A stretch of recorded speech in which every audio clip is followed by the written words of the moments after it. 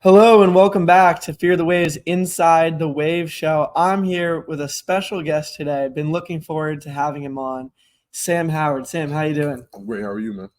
That's a firm handshake. I'm doing well, thank you. I've heard lots of great things about you in the press conference from John Sumrall, from some of the players in our interviews, our off-the-record chats, and also we had Derek Bugg on, Director of Player Development for the team. So if you haven't listened to that podcast or watched that show yet on YouTube, make sure to check that out. Probably our best one yet with Bug. And he had some stories about you. So I have a few questions about that I want to ask you. But first, you're the Fear the Wave Defensive Player of the Week, and the defense had a huge showing. One of the best performances that we've seen from this defense in years, honestly. I think it was pretty comparable to the big games against South Florida and Birmingham, even though Tulane didn't score that many points and they gave up some points. You only gave up 10 points, and you yourself scored 7. So that's a net 3 points, which is very close to a shutout. And Rice offense is a lot better than, say Southeastern, who's in FCS. So it was a big performance. You had 2 fumble recoveries on Saturday. Do you know who the last Tulane player is to have 2 fumble recoveries in the same game? I do not. I'll give you a hint. His last name is Marley. Nico Marley, Bob Marley's grandson, actually. Wow. Which was funny because Derek Bugg has a quote from Bob Marley in his bio, and he said that really represents you about just being courteous and grateful. And how a person's wealth is not actually by how much money they have, but how they treat other people. Yeah. So I thought that was funny. That's beautiful. How did it feel to score? Man, that's my first touchdown in my career, so it felt amazing. I mean, it kind of felt like surreal. I was kind of in the clouds when it happened. Like it didn't really hit me on what happened. So I was still stuck on the dropped interception. So I was kind of still in my head about that just a little bit, but I kind of got over it. But it was just, being in the right place at the right time. Javion White made a huge, incredible play. He's stepping up, man. Seesaw is down, man. He just stepped right in. He's making phenomenal plays, man. He's playing really well. I'm so proud of him.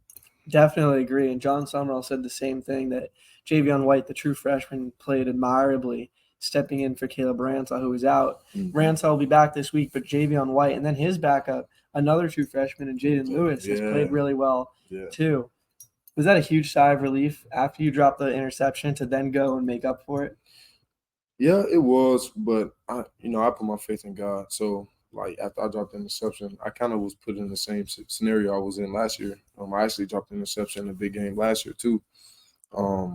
And I kind of got in my head, and it stayed with me the rest of the game. And another opportunity came, and I chopped it again. So one turned into 2. But when I was on the sideline, I had my teammates, the other linebackers pick me up like, hey, man, next play. And they always encouraged me, man. And so I kind of got over it, talked to God about it, and another opportunity presented itself, and I was there to make the play. So I did, yeah. That's awesome. Thank you to Javion White with a very impressive strip, and then the scoop and score for Sam right here. Yeah. Sam, Tulane actually leads the nation in defensive touchdowns and non-offensive touchdowns when you combine the special teams as well, thanks to Big Play Rays. 2 kick return touchdowns as well. Big Play Ray. They have 4 pick sixes, which leads the nation. But this was the first fumble recovery touchdown of the season, so you're the first one. In practice, I've seen you in instructing others to return turnovers for touchdowns. I want to say in fall camp, I saw an errant kickoff that they weren't even playing. They were just practicing kickoffs, and you caught it and took it to the house. Would that sound right? Yeah, it sounds right. Me and Grubbs always, on the side doing extra while everybody's in special teams because we're not in certain special teams.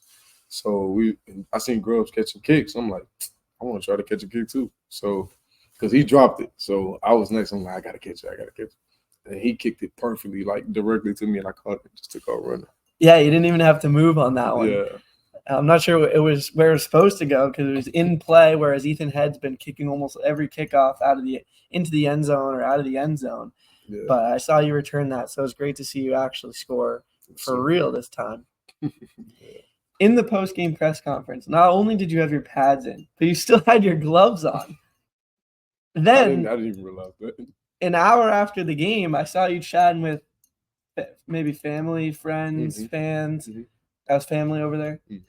You still had your big pads in, the one on the back. Yeah. How long was it until you actually took your pads off? Don't quote me on this, Byron, but usually I'm like the last one to get dressed, and Byron is always on me like, hurry up, Sam, hurry up, get dressed, hurry up, we got to get on the plane, we got to get on the bus. And for the first time, actually, as soon as I got done talking to my family, I went directly in the locker room and took a shower, got dressed. I was actually not the last one in this weekend, so that's a plus for me.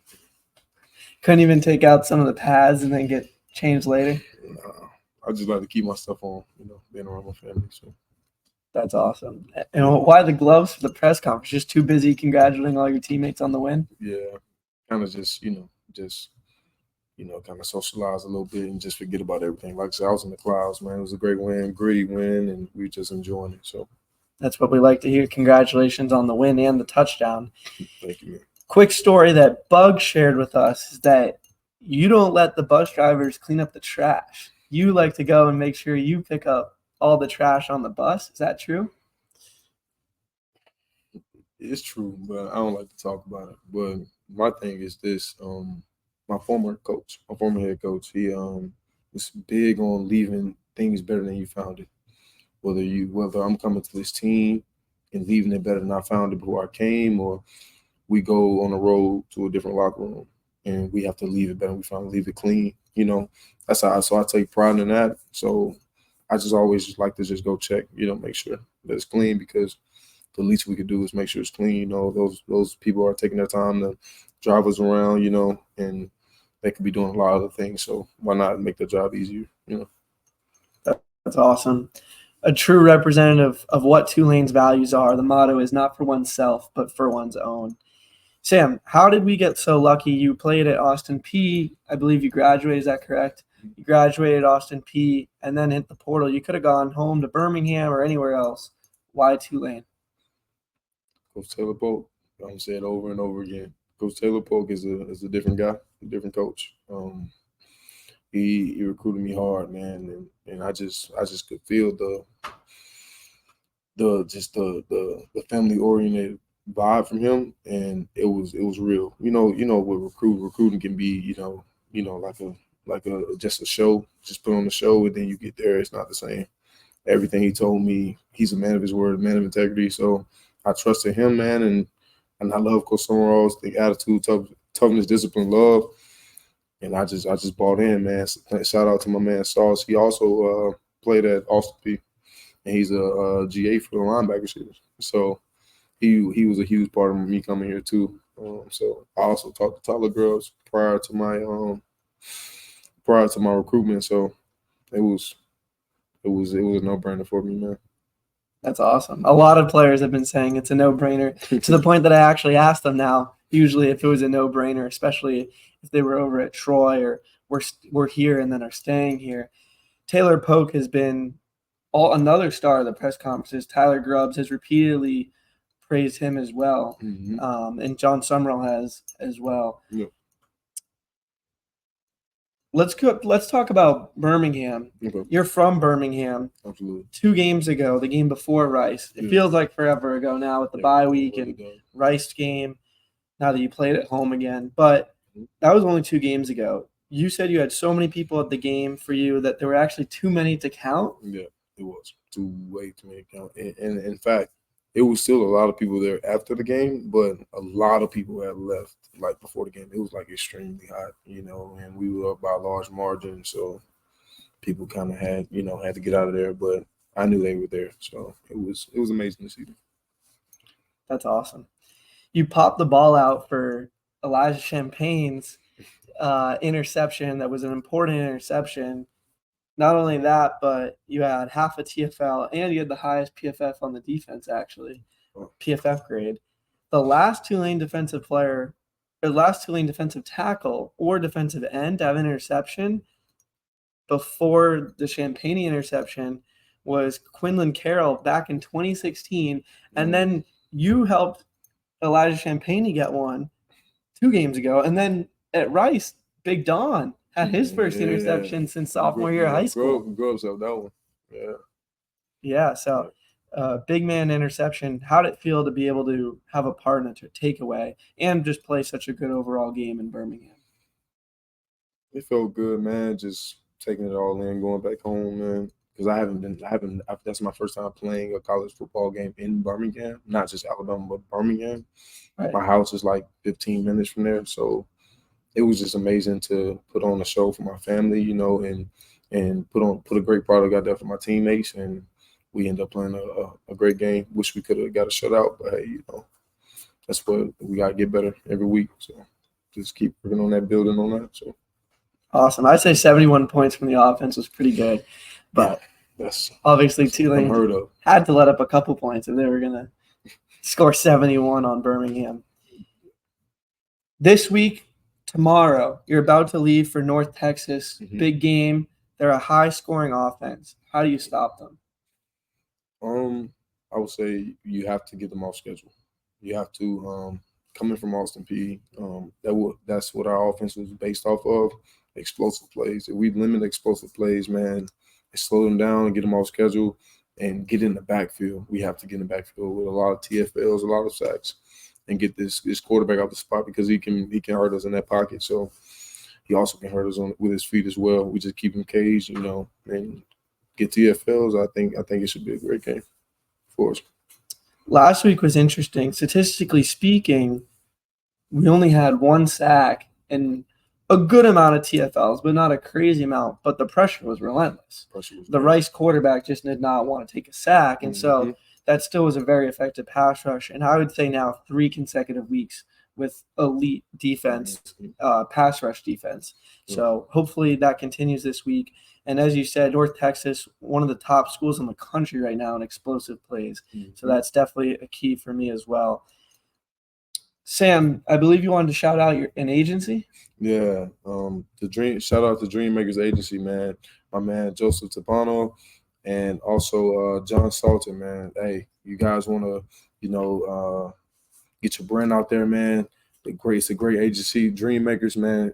Look them up on Instagram and reach out to them, man. It's a great agency, man. I love those guys. Appreciate you, man. I know you're a very humble player, but if you could shout out one player who you think similar to you, and I know you won't even want to take credit for this, but similar to you is helping out in the locker room, making each other better people, not just players, who would that be? That's an interesting question. I mean, there's several guys like I can point out. Give me a couple, sure. Like it's funny, he just walked in, but Darian Reed, he plays offensive tackle for us. I think he's a sophomore. Who else we got? Gabe Forson, he's also an offensive lineman. He's a freshman, true freshman. You have we call him J-Mo. He plays DB for us. I think he's a junior. Who else we got? Actually, Makai Hughes stayed after the game against Rice for the locker room, and we stayed back and cleaned up the locker room. So that was Makai Hughes as well. Who else we have? I don't want to miss anybody. Please don't let me miss anybody. I think I hit everybody right now. Oh, Pat Jenkins. He's Patrick Jenkins. Oh my gosh, that's the number one guy for sure. Like ever since I first got here, like I said, I take pride in keeping things looking right. Like as far as the locker room goes, treating people right and whatnot. And Patrick actually was the first guy to buy into that with me. You come in, you new to a different team, a new team. You got all these different transfers, all these guys. They don't know you, and you're trying to be a leader. You're trying to lead the right way, and they can deflect. But if you already have a leader that's already here, that everyone knows already, that buy in with you, it kind of gives you a little piece. It kind of helps you out. And Patrick was that guy for me. So he stayed back a lot of times by himself, like just cleaning up. I mean, shout out to him, man, because the team wouldn't be the way it is without him. So I appreciate him. That's a model captain, and Pat's a huge part of this team. Sam, thank you so much for your time. This was a lot of fun. Great to hear some things about the field and also about the locker room. So pleasure to have you on Inside the Wave. Man, thank you for having me, man.